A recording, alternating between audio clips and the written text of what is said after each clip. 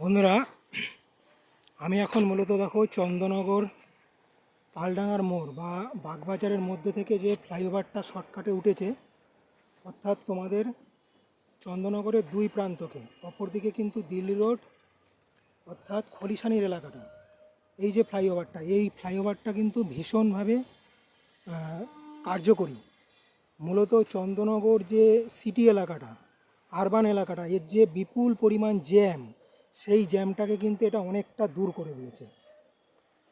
যে কারণে কিন্তু এই ভিডিওটা আমি তোমাদের সঙ্গে করছি বা শেয়ার করছি।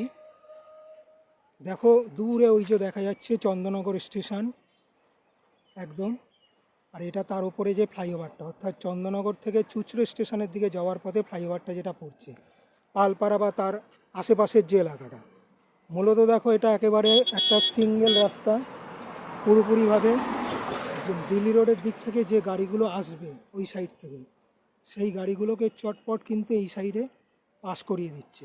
সবচাইতে বড় কথা বন্ধুরা, এই রাস্তাটার কারণে কিন্তু অনেকটা যানজট, যেহেতু চন্দননগর স্টেশনের তলা দিয়ে রাস্তাটা খুবই সংকীর্ণ, পাড়ার এলাকাগুলো ভীষণই সংকীর্ণ, সেই পারপাসে দেখো এই রাস্তাটা কিন্তু ভীষণই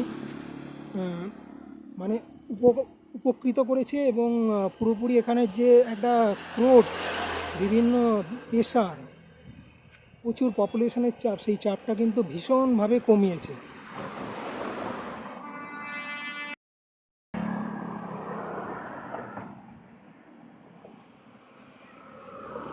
এমনিতে এর ওপর দিয়ে কিন্তু সাইড সিনটা দেখতে খুবই সুন্দর বন্ধুরা। দেখো পুরো একেবারে টপ লেভেলে গাড়ি পাস হচ্ছে। এই সেই চন্দননগর ফ্লাইওভার, যদিও এটা একটা সিঙ্গেল ফ্লাইওভার, খুব বেশি কিন্তু চওড়া নয়, পাশাপাশি দুটো গাড়ি কিন্তু পাস করার ক্ষেত্রে একটু চাপ রয়েছে।